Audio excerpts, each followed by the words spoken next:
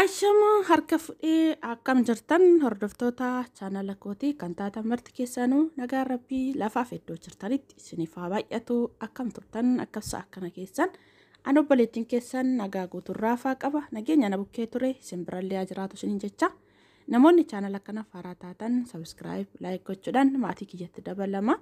Kan maatii koo turtan immoo hanga yoona yaadawwan garaagaraatiin na deeggaraa turtan galatooma galata guddaa na biraa qabdan ammallee deeggarsi keessan akkuma itti fufettaa ta'u isinin jechuu jaaladha. Egaa obboleewwan koo har'a seenaan ani irraa isiniif qooduu dhufe kuni seenaa dhugaa akkasuma irraa barattan jedhee akkasuma ijoolleen akka kootii anuma wal qabatee ijoolleen gola arabaa keessatti dalagdanii ta'uu jechuudha. Dogoggora baay'ee ta'u jira akkasuma dogoggorri sun maalidha unaan jettanii obboleettiin kiyya tokko dhugaa rabbii jechuudha. Maaliif namoonni baay'een irraa haa baratan waan jedhu tokko dhaamsa kana namoota baay'eef dabarsuu dhufe haa ta'u malee jechuudha. Oggoo isheen haasoftuu baay'ee tokko akka waan kootitti jechuudha hirriiba na dhorkeetii na gubaa bule jechuudha. Maaliif akka ta'e hin beeku hedduu takka na aarse maaliif akkuma itti fidan beeka isheen illee akkamitti akka fidde sababbiin beekuuf lameen keenya iyyuu gola namaa keessa sababbii turreef akkamitti akka isheen maallaqa sana fidde sababaan beekuuf hedduu takka hirriiba na dhorke jechuudha. Kanaaf maafan namoota baay'eef irra hin qoonne namoonni baay'een irra haa baratan jedhee tanan dubbachuuf dhufe yookaas immoo kan dubbadhu na dirqisiise jechuudha. Wanti suni maalidha innis ijoolleen baay'een keenya jechuudha gaafa biyyarraa dhufnee gaafa maallaqa harkatti agarree hojjenne jechuudha. Kaayyoon keenya inni guddaan maalidha? Mana ijaaruudha. Kaayyoon keenya inni guddaan mana ijaaruudha. Mana ijaaruu kanaan wal qabatee toonitu ani amma wanti barumsa isiniif ta'a jedhee isiniif dhaamu dhufe mana ijaaruun akkuma jirutti ta'ee jechuudha. Kuni kaayyoo namoota hedduudha bakka hojiitti kan jijjiiran akka dura dhufaniin waa'ee manaa qofa jechuudha. Mana hin ijaarratinaa mana lafa hin bitinaa isiniin jechuu barbaade osoo hin taane obboleettiin kiyya kuni akkuma nama kamiitiyyuu jechuudha. Gola namaa keessa hojjattee waggaa ja'a waan ta'e mana akkamii bareedaa hojjetattee jechuudha. Haa ta'u malee agartanii jirtu kallattii kamiiniyyuu jechuudha. Naannawaa Finfinneedhaanis wal qabatee naannawaa garaagaraa keessattuu gara Adaamaa keenya gara keenya Sulultaa biyyuma kamirrattuyyuu manni kan diigamin hin jiru jechuudha. Mootummaan kan diigee jechuudha. Kanaaf mana ishee sanaa yeroo sanatti jechuudha qixxeedhuma hasii gallee gamisa kan irraa jalaa diigame natti fakkaatee gamisa irraa jalaa diigame jette oomaa miti baqqaa itti sirreeffattaa jabaadhu jedheeni. Egaa hin agartan jireenyi gola namaa asii jechuudha. Galtanii hojjettanii galtanii gaafa galtanii immoo boqachuu akkasuma hojii uummachuudha kaayyoon keenya miti. Garuu nuti maalidha dogoggorri keenya amma ani wanti irra deddeebi'ee isiniif dhaamuudhaaf akkasiin barumsa isiniif ta'a jedhee keessa koona dirqisiise maalidha. Mucayyoon suni jalqaba manni sun irraa jalaa diigame haalli jireenyaa haalli nageenyaatis biyyatti baay'ee jibbisiisa baay'ee sodaachisaa waan ta'eef cinqatatti ta'ee deebitee biyya biraa deemte. Waan ittiin hojjettu waan hojjettu dhabdee miti maallaqa of harkaa qabdi garuu jireenyuma achii ishee jibbisiisee tokkoffaa sababa manni ishee irraa jalaa diigameef gimmaanyi irraa citeef sanallee itti sirreeffachuuf jecha akkasumas immootu cinqata kana keessayyuu bakkuma dura dhufe biyyuma gola arabaa sana naa wayya waan jettu filannoo gootee biyya jijjiirtee deemte jechuudha. Hammallee maal ta'e deemtee hojjette chaansiin mooshaa chaansiin ishee mochuudha. Wanni akka kanatti keessa koo garaa koo nagu yeroo hunda wantiin waa'ee shiyyoon gadi fuudhee na boochisu maalidha wasiniin jedhee chaansiin qabdu mana bareedaa isheen ga'u manni isheen duraan dabarsite jechuudha. Anatu beekaa akkamitti akka isheen dabarsite bukkee koo hojjechaa turte sababii ta'eef jechuudha. Kanaaf manni suni baay'ee ulfaataa ture baay'ee tokko baay'ee waan dhugaan isiniin jedha maal jedhee isin hima siqaa isheen dabarsitee tooniyyuu mana sana ijaarte jechuudha. Isumayyuu dandamattee galteerti ammallee biyya qayyartee gaafa chaansiin biraa biyya biraa deemtu immoo ammallee manni ishee mudatee akka garaa isheetti hin taaneef jechuudha. Kanaaf wanti nan amma asirratti isiniif dhaamu maalidha? Kaayyoo keenya mana ijaaruu ta'ee osuma jiru mana hin ijaarratinaa lafa hin bitinaa isiniin hin jedhu. Jalqaba wanti sun irraa isin jalaa dogoggoreera yookaas immootu rakkoo fidateera yoo ta'e dhamaatii keessan jalqabaa fudhatee agartanii jirtu hubattanii jirtu. Dhamaatii waggaa deebitanii immoo biyya namaatitti lammata deebitan sanaa mana sanatti ittiin deebisinaa. Wayi iddoo jijjiiratii iddoo biraatiin lafa bitadhaa. Wayin immootu birrii keessan kaawwadhaatii mana ijaaramaa ittiin bitachuu dandeessan. Dhugaan isin jedha. Maaliif jennaanii wanti tokko gizee tokko isin qabee jennaani isin duukaa hin deebi'u maaliif akka ta'e hin beeku keessattuu immoo baay'ee aartanii baay'ee cannaqamtanii keessa keessan kan dhiphistan yoo ta'e wanti suni isin duukaa hin deebi'u deddeebitanii ittiin aartu jechuudha. Kanaaf inni gara caalatti ani isinirraa barattan isin fayyada borummoo tuyyoo jechuudha. Namoonni baay'een akka ishee kanatti akka rakkoo keessa yookaas immoo keessi keessan akka hin dhiphanne sababan barbaadeef jechuudha. Maaliif mana jalqaba ogguu manni sun sin jalaa bakka rakkoo godhatee diigamuu isaa agartanii deebistanii birrii keessan lammaffaan mallee isa qajeelchina jettanii gola namaatitti erga deebitanii booda birrii sana guduunfadhaa wayin immootu iddoo biraa jijjiiratillee jalqabaa malee mana sanatti deebisina jettanii wannoon jedhina birrii keessan lammaffaa kan gola namaatti deebitan irratti hin baasina. Sababbiin inni kana isin hin jedheef mucayyoon kun ammas deemtee sirreessite mana sana.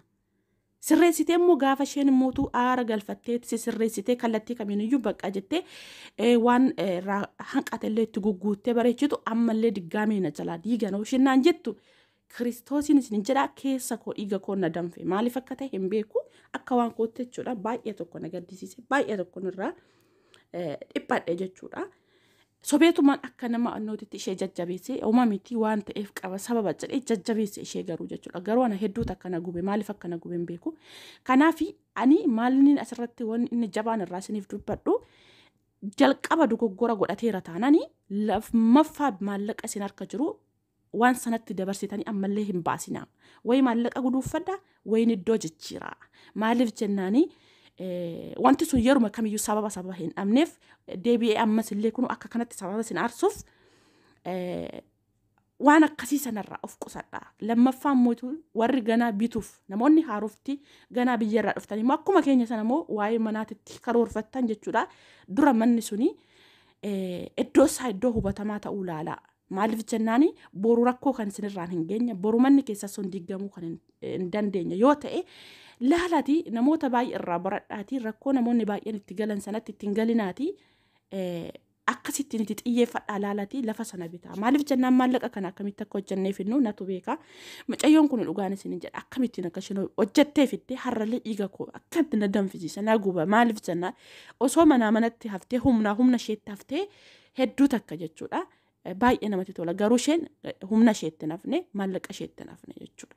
Lammata immoo deebitee har'as immoo chaansii ishee yommuu ammas mana badaa ishee ga'e isumaan immootu hamma ta'e tokko immootu hojjettee gaafa isheen sirreessitu immoo ammas immoo deebi'ee diigame.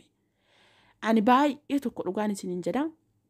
Wanti inni akkana ni dubbadhu na dirqisiiseyyuu isa kana isa lammata isheen hammas immoo biyya jijjiirtee biyya gola namaa keessaa ammas akkasitti immoo hojjettee fiddee lammaffaa immoo ammas deebi'ee maandisiin irra ba'e. Oggoo shinnaan jettu hedduu takka jechuudha. Kanaaf lafa bituu keessan duratti lafti suni iddoon isaa mijataa yookaas immoo boruu rakkoo tokko kallattii kamiinuu akka isinirra hin geessisne murteessaa ta'uusaa hubattan malee hin bitinaa. Namni ganaa lafa bittanii mana irratti ijaaruu jirtan akkasumas immoo mana ijaaramallee warri bittan fakkeenyaaf amma warri irratti amma diigamaa jiru dafanii jalaa ba'uudhaaf dafanii too gatii qinnaashaan gurguruu danda'u. Isin immoo namoonni haarofti biyyaa dhuftan kun osoo waa'ee sana gadi buutanii hin hubatiin osoo maaliif manni suni akka birrii isaa qinnaasha ta'e hin hubatiin qinnaasha ta'uusaa qofa agartanii daddaftanii birrii keessan gaditti naqxantu jira.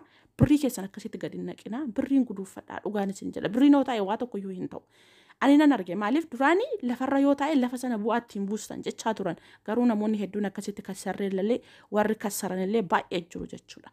Kanaaf waan akkasii sanarraa of qusadhaa namoonni haarofti ganaa kun gara biyyaatirraa dhuftanii mana bitoo kammoo lafa bituudhaaf karoorfattan suni boruu waan tokko sababbii tokko akkan isinitti finne gufuu akka waan tokko akka isinitti dhufne murteessaa ta'uusaa laala bakki isin lafa bittan sun akkasumas immoo warri mana akkasitti sababa maandisiin irra ba'aa jiru ka sababa irratti diigamaa jiruu fi gatii gadi buusanii jechuudha. Mana akkam bareedu kana gatii qinnaashaan gurguran suni hamma ta'e tokko waan nallee dhabne walakkaa isaa fudhanna jedhaniiti malee jaalatanii miti warra akkasitti gurguran sun jechuudha. Kanaaf nuti immoo namoonni hin beekne namoonni haaraa ganaa biyyarraa dhufne suni maallaqa qinnaashaan arganne jennee dafnee birrii keenya fidnee itti gadi naqnaa jechuudha. Kanaaf ijoolleen baay'ee ijoolleen akkasii of eeggannoo cimaa godhaa irraa of eegaa.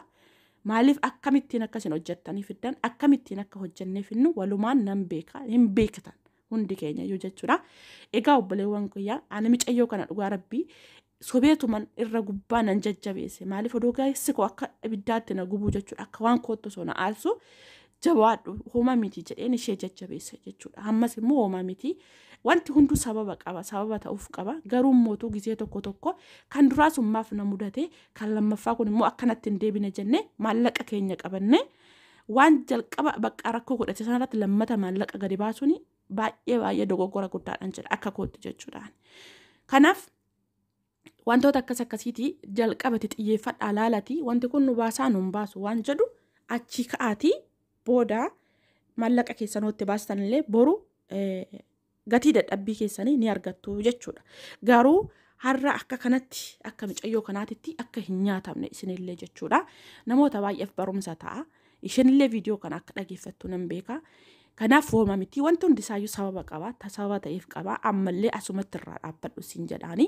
maaliif jennaani hin ga'a bakka agarteerta kana booda waa'ee manaa sana jijjiiriti ilaalcha ambiraa yookaan mootu waa tokko bakka hojii tokko uumuudhaaf yaade maaliif namoonni hedduun mana kiraa keessa ta'anii hojii dhuunfaa isaanii warri qaban boruu jijjiiramanii akkasumas immootu yerootti jijjiiramanii kan mana bitatan baay'ee isaanii jira waan ta'eef ogguu waa'ee manaa sun sin didee toonii sin jala dalga goree hojiin biraa banadha hojii uumaa waa'ee manaa sana dhiisaa maaliif isin ganaa warra lafaa dhufaa kaleessaa kana dhiisati namoonni ijoollee 18 meeqa qaban iyyuu manuma kiraa keessatti ijoollee isaanii guddifatanii barsiifatanii iddoo guddaadhaan kan ga'an hedduu isaaniitii jira sababii ta'eef kanaaf akkasitti ilaalati boruu keessanitti abdii horadhaa malee abdii hin kutatina wanti hundumtuu kufaatiin hin jira akkasumas immoo ka'uun hin jira akkuma kufaatiin jiru ka'uun illee ni jira egaa obboleettii kiyya waaqayyo bichaan jabina dandeettii siifaa kennu homaa miti abshir jabaadhu siin jedha ammumattuu immoo sa'aatii kanarraa qabee maallaqa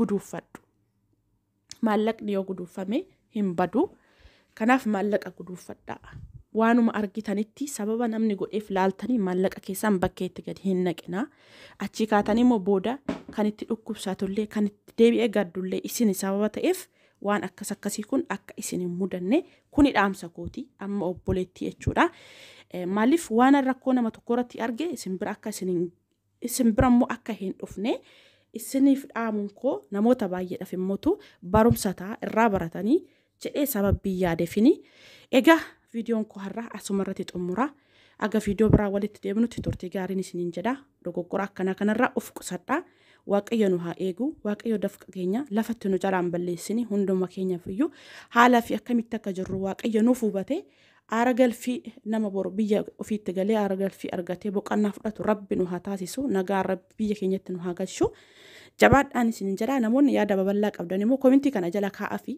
dubbifachuu dandeessi maaliif ilaalti viidiyoo kan koo yerootti ilaalatee jirti kanaaf yaada babal'aa kaa'aa fi maaliif namni gisee cannaqame yaada ijoollee akkasumas yaada hiriyoota isaa yoo yaada adda argate yaada sanarraa mootuyyoo jechuudha sammuu isaa taragaaggisu akkasumas sammuun isaa aara galfii argata akka sanatti yaada sanarraa hubattee lakka akkasii hin jira namoonni akka koos rakkoon isaa mudate kana keessa darban hin jira jette boru rakkoo har'a ishee mudate kana hin dandamatti jechuudha kanaaf yaada babal'aa warri qabdan kaa'aa fi waaqayyo dandeettii ishee dhafaa kennu hunda keenyaafuu rabbi nagaan biyya keenyatti nu haa galchuun isiniin jedha laayik sheer koomentii gochuudhaan waliif dabarsaa isiniin jedha turtii gaarii